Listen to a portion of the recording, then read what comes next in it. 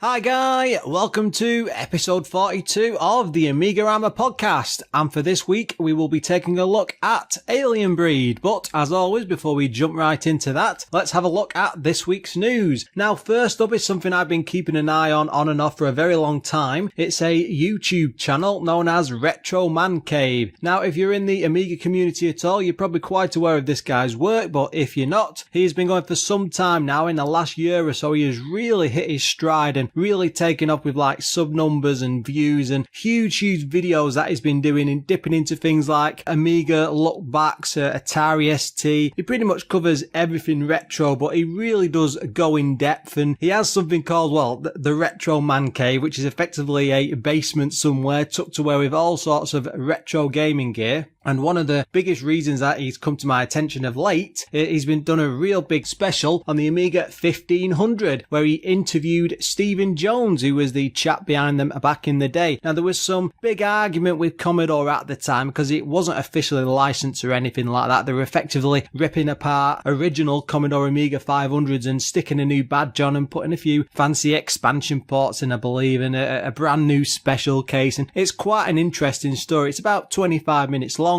There's a second follow-up piece where he has just face-to-face with him and chatting and interviewing and stuff. It's a really great video to watch, and I will stick a link into the show notes. Now, next up was something I noticed for the Commodore 64. Yes, we can't just be totally about the Amiga.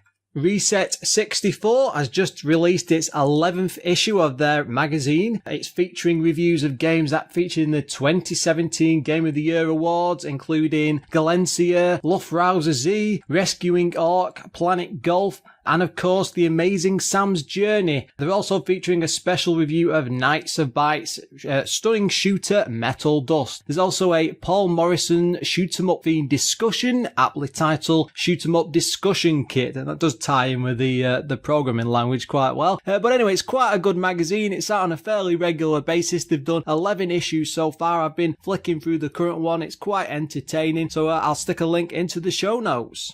Now, let's move on to this week's show.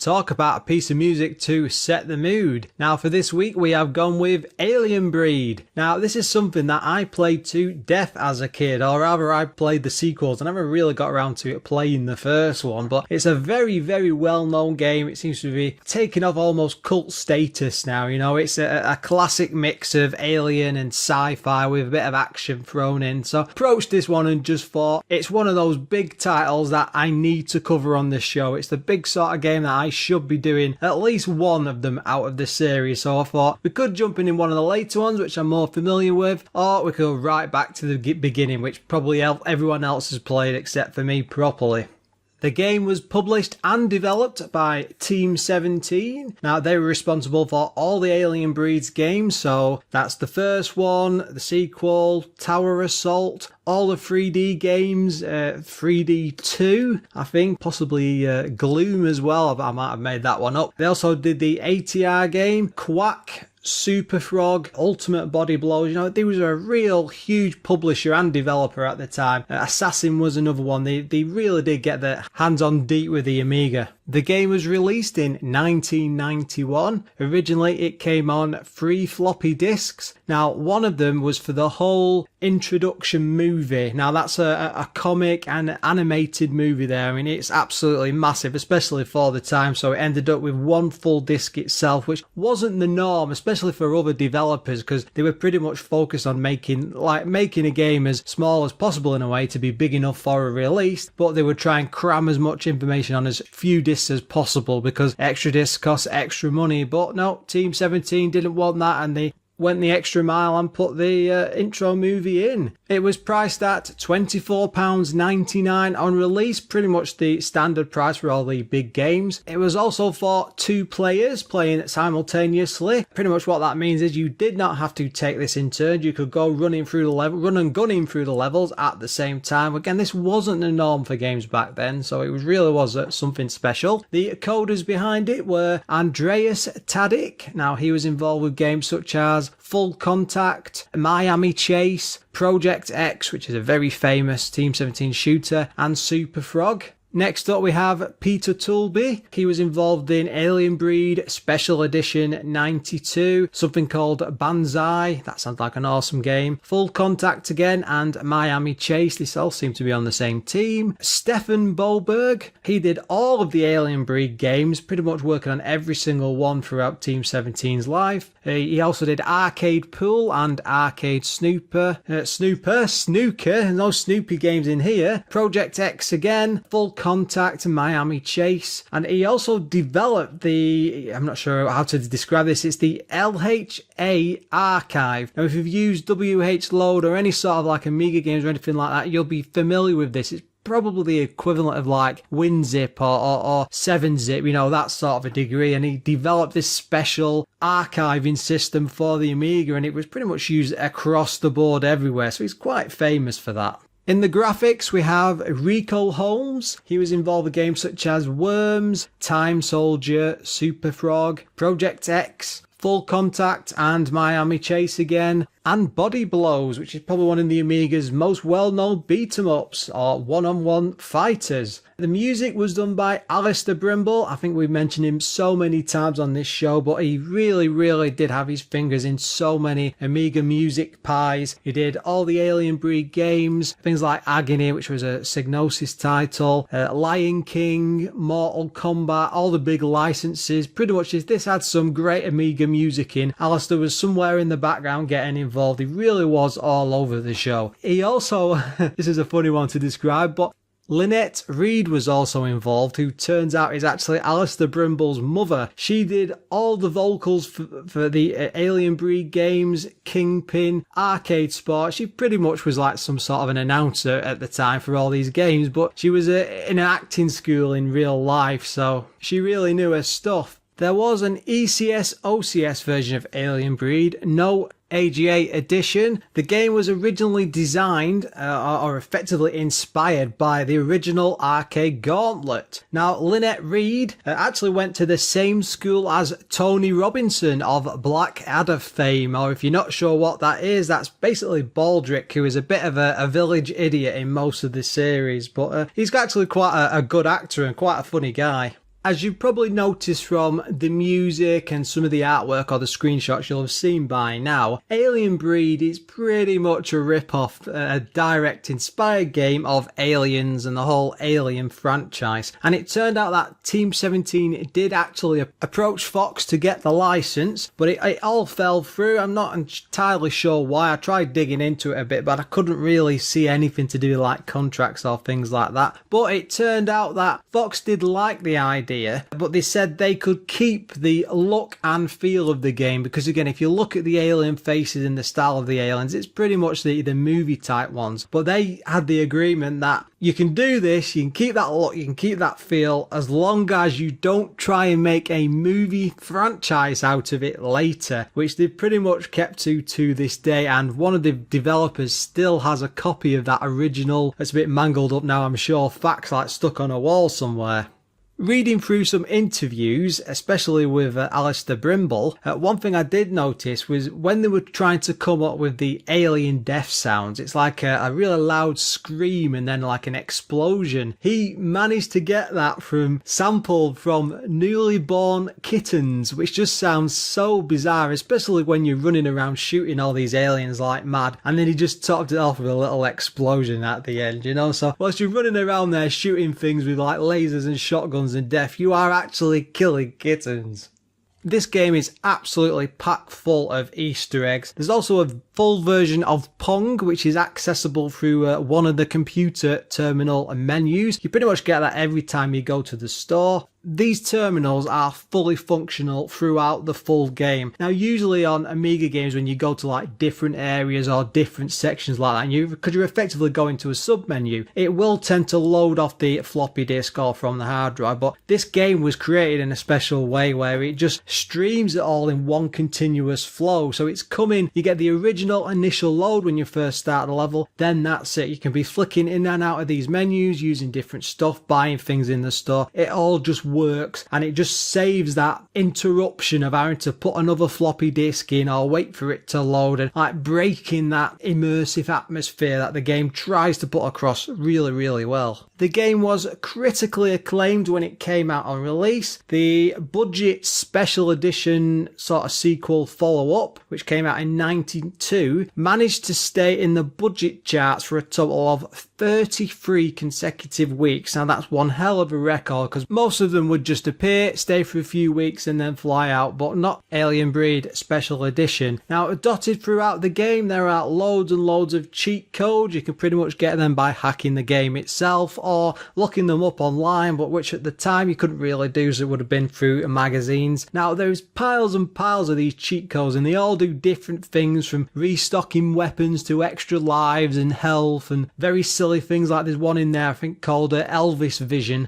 Some very, very bizarre things included, but we are quite lucky in a way that they didn't get out in the time, because it would have probably got the game banned. But some of these cheat codes are really going a bit too far. Like one of them, all in caps, says, "And the good Lord said, let there be flap shots." And the next one, "I wonder if Dolly Parton's fanny is as big as her tits." You know, I'm not sure if these are teenagers or grown adults who are coming up with this. And one of the other one is, "Oh, gimme some keys, I've got a hard on." And they're all sort of to this level and this degree. And yeah, I'm not sure how many other developers were doing this at the time, or even how many other games that Team 17 did when they were doing this sort of cheat code. The story disc for this game really has to be seen to be believed. Now, I believe you can go onto YouTube and get full versions of this movie in full. It's only like 3 or 4 minutes long. Again, this is only on a single floppy disk, but it was created in something called Reflections, which I believe is a ray tracing program which came out in Germany at the time. So very, very mixed style compared to what we were seeing in games at the time. And it's a very good mix of real life, like 3D animation with actual like cartoony comic style graphics with text superimposed over the story. It works really, really well. The story is your typical sci-fi fantasy. It's 2191 and the IPCC Miraculous, with its crew of 2 Marine elites, Johnston and Stone, stumble upon an IPC space station, the ISRC-4, which is no longer transmitting and stands motionless in space. Venturing on board to find out what happens, they soon discover not all is as it should be. And that's pretty much all I'll tell you. You need to see the story disc to see the rest.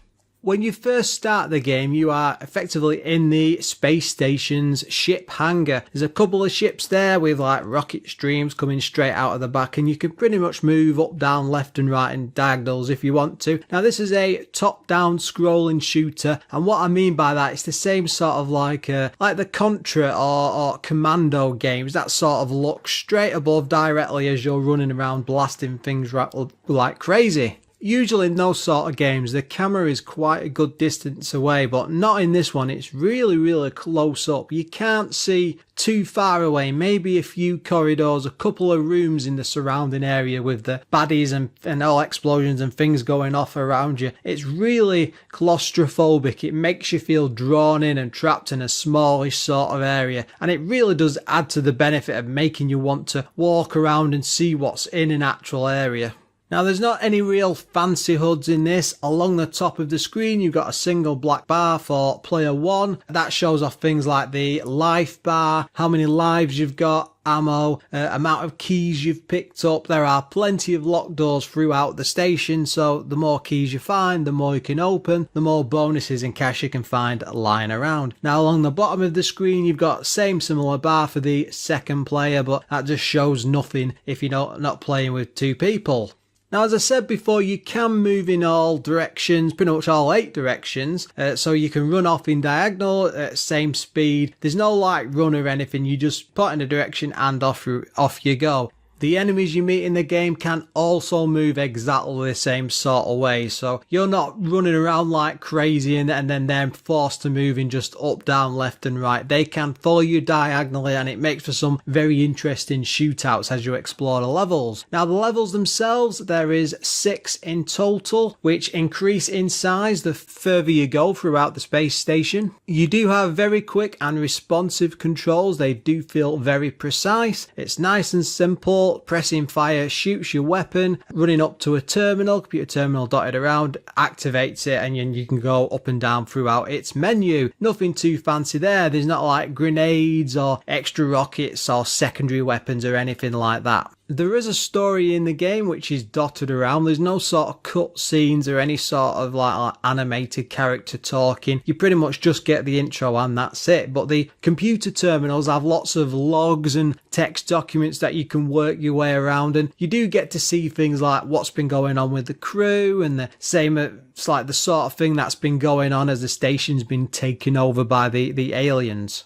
These are only short and brief, but they do help build up this rather tense atmosphere because you don't really know what's going on. Of course, you come into this expecting aliens, but you don't know what's happened to the crew. You're pretty much on your own, and you've got to work out, what's taken over the ship. How do we get through each and every section? And these do sort of act like a guide as well as expand on the story as you're wandering about. The terminals also let you buy weapons and extra tools. The weapons themselves are things like a flame bow. Now, it's very odd to describe, but it basically flings out, it looks like a boomerang, which is shaped in flames. A plasma shotgun, it's blue, it pretty much does what it says on the tin. Typical flamethrower, triple missile launcher, which is pretty much as much fun as it sounds. A laser that bounces around the screen. It looks sort of similar to the flame bow, but the great thing about that is you can walk into a room with aliens in, fire one of them off, and it starts bouncing off the walls and things until it starts killing things.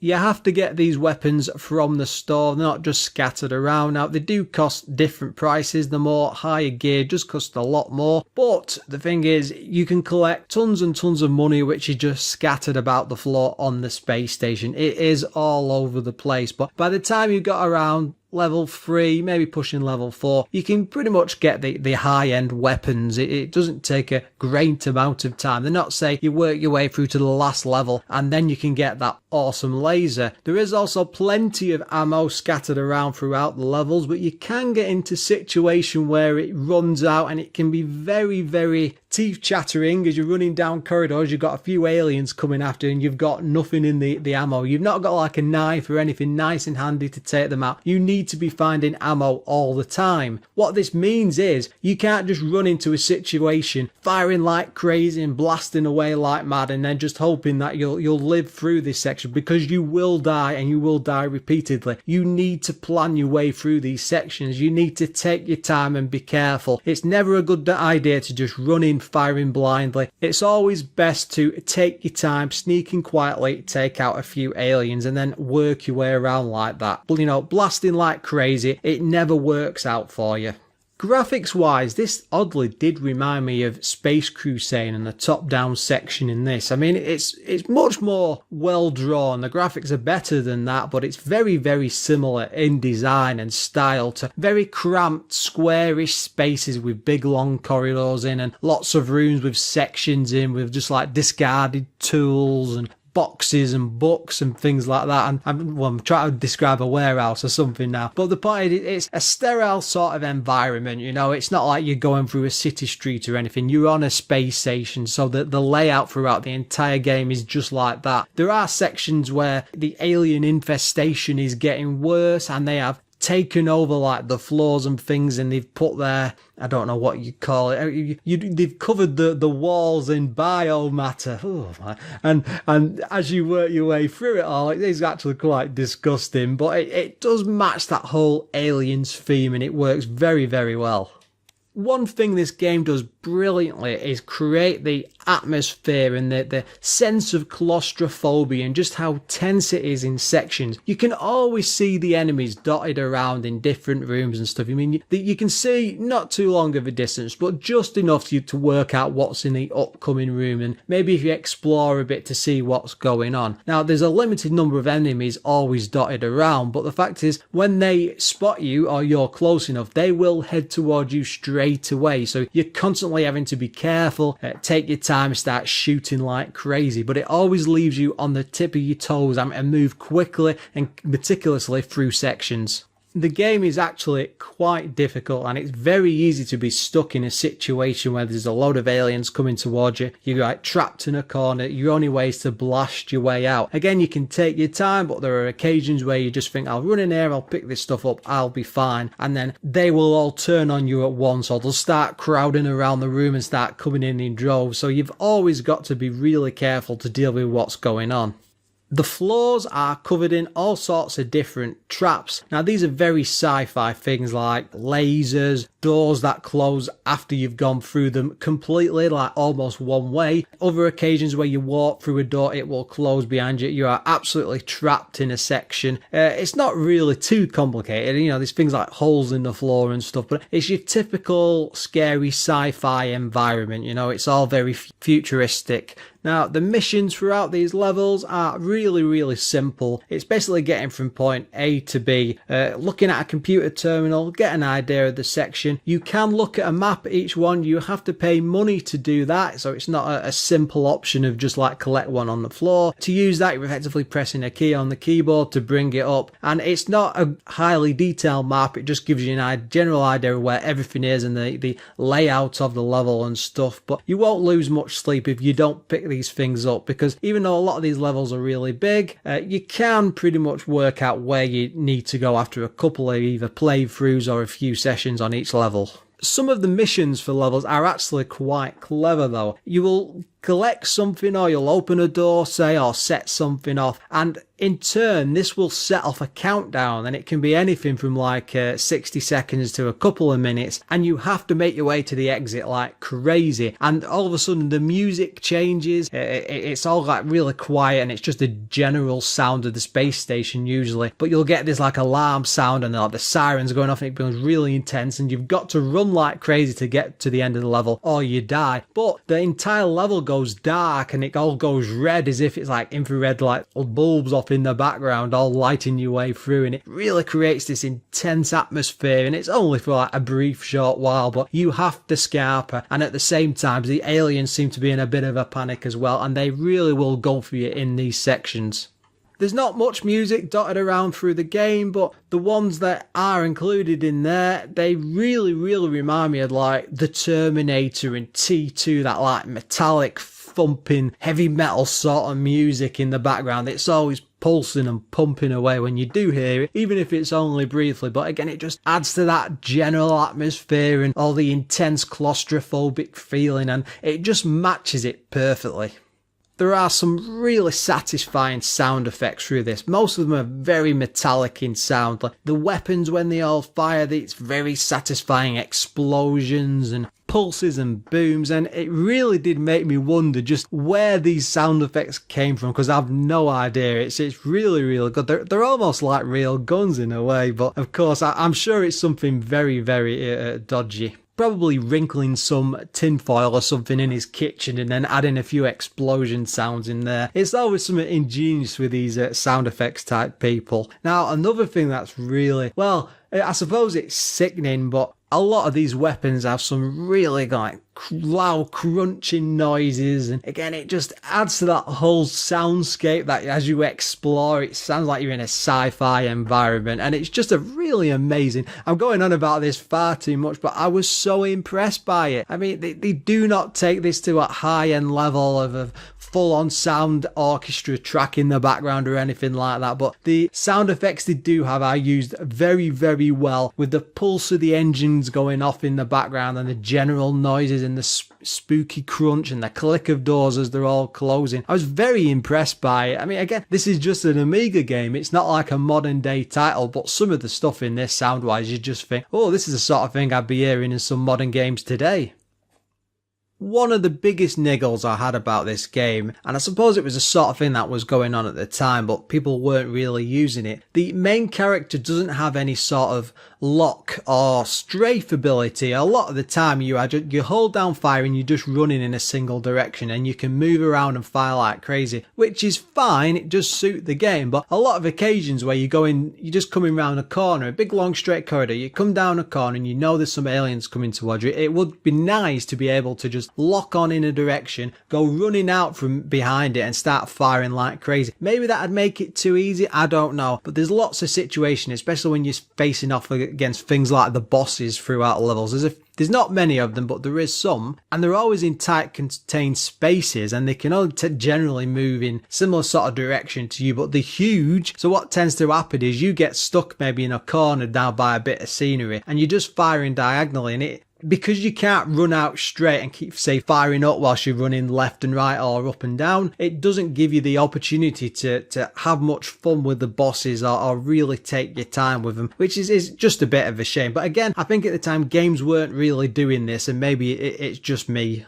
The game has some absolutely huge levels, and some of these look like they're going to take around about 20 to 30 minutes to get through. They probably won't, because I think a full playthrough, if you know what you're doing, can take up to about an hour. But the environments really give you the impression that you're in these massive, massive levels, and at the same time, there is a hell of a lot of asset reuse. And I know that this is common for the time, and lots of games were doing this, but it's a bit disappointing when you're in a huge section and everything looks the same. The furniture and the walls, it never really changes. It does between levels because they tend to match a theme to do with it, but once you're on the different section from one to the other, everything's been reused, and it's either a different shade or it's a little bit different, and it's just a bit disappointing. I would have hoped they would have been able to do more with the graphics, but again, for 91 when this would have been developed, it was probably just about right, and probably the quickest way that they could get the game out.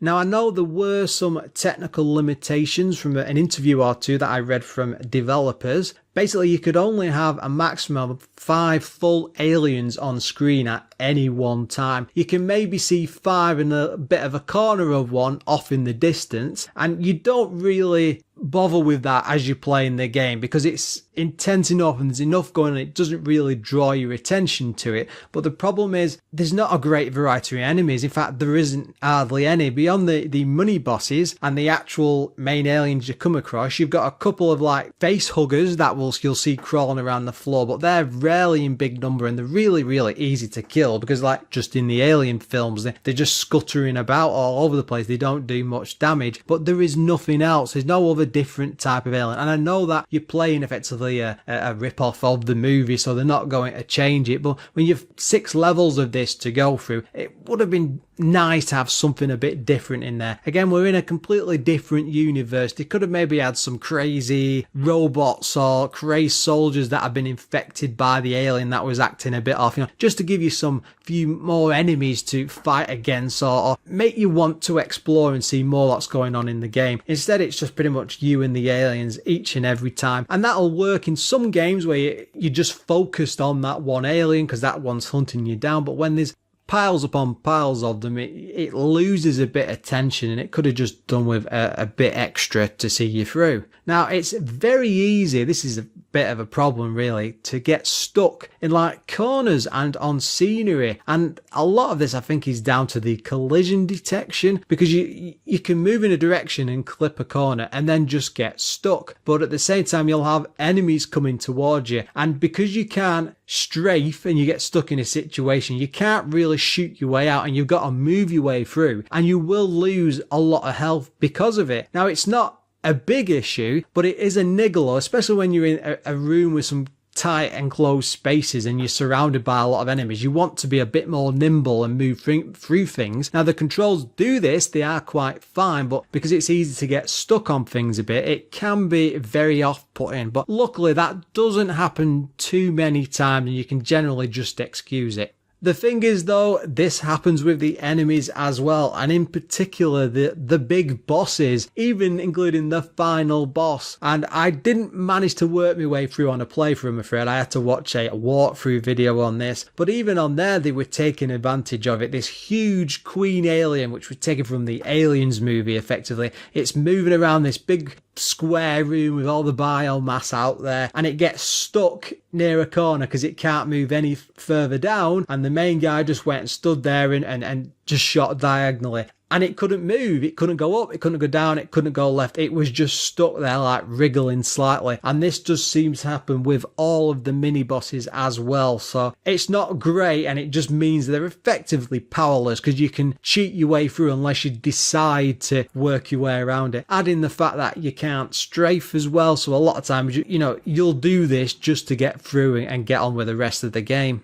It should be no surprise, but the magazines at the time really rated this highly. Amiga Computing gave it 91%, CU Amiga 90%, The One 90 as well, Amiga Action 87, not sure what's going on there, Amiga Power 82, and Amiga Format 74%. Most of them liked it, but pretty much brought up the same sort of niggles that I did. I think a couple of reviewers did come across some bugs within the game, but they're always reviewing really early versions of the code, usually before it comes out, so you might have something extra on the actual shop release that they might not have seen to do with bugs, so you can excuse that to some degree. I did find the low score of Amiga Format very strange, because they seem to quite like it from within the review, but it didn't deserve that lower score because this is a pretty big game. There's a hell of a lot going on with it. It's not an 8 out of 10. It is pushing that 90.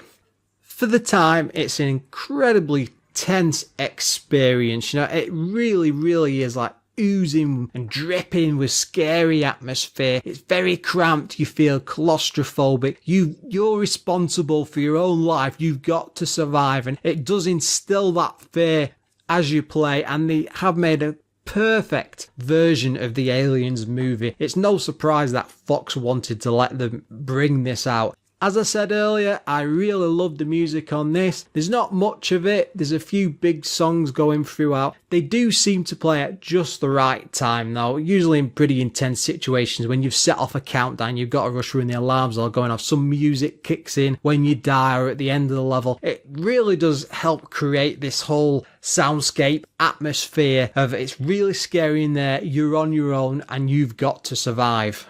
Do I think it's worth the 90% scores? I would say, for me personally, no. If I was scoring it that way, I'd give it about an 85. It's almost up there, but the lack of lock or strafing And I know it's just a niggle, but for me, it's very problematic because I'm used to that style of game. The problem is I've been playing that for so long now. At the time, it just wasn't something that's done. But as we've gone on with games, we come to expect that, and it's just a shame there's nothing there. Unless I missed something. I did double check the manual and there's no lock in there, but it would have added a whole extra thing to the game completely, and I think I would have liked it a lot more than I actually did. That's not to say I didn't like the game, because I really did have a lot of fun with this. There's a hell of a lot going on. It's really creates this amazing environment to explore. It's very tense, but the fact is it just felt like there was something extra missing, and it just needed that little bit more for me just to push it over the edge.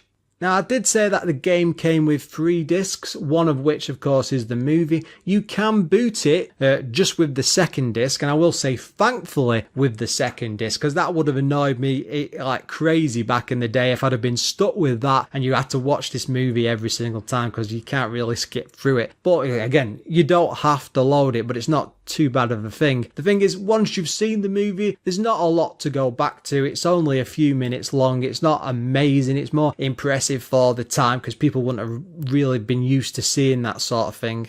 The game is a real challenge. Even when you've learned where everything is and you know the environments off the back of your hand, it can still take quite a lot of time to work your way through sections, to kill all the aliens and just get past all the face huggers and stuff. Add in the fact that there's a lot of closing doors and locked out sections and keys to collect. It really does expand the game much more than, say, the original Gauntlet ever did. That in that you're just collecting nice and simple keys. In this, it's a bit more extensive, and it does add to a lot more time. But then looking at the 90% scores, for me, this isn't up there. It's good. There's a lot of promising things going on, but it just doesn't reach it. It just needs tweaking a bit more. And I will have to say, I mean, I played the sequels as a kid and absolutely loved them to death. And I will say, going on to Tower Assault and Alien Breed 2, I've only played them briefly just to see how they would compare to the first one. And they are I felt like they were much better games, but we will be returning to them, I think, at some point, much further on in the future, because as a series of games, they really are like nothing else on the Amiga. They really are something special. But it's nice to see that the first game really does earn a lot of its praise. There's enough going on there for loads of fun.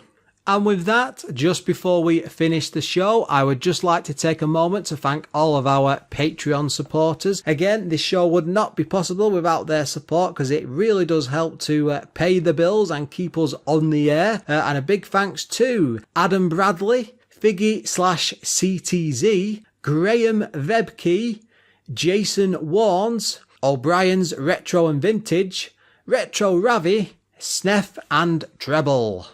If you'd like to join this list of raw recruits, you can come to patreon.com/AMIGArama, or just pop along to AMIGArama.com, or even the Facebook page at facebook.com/AMIGArama. Until next time, guys.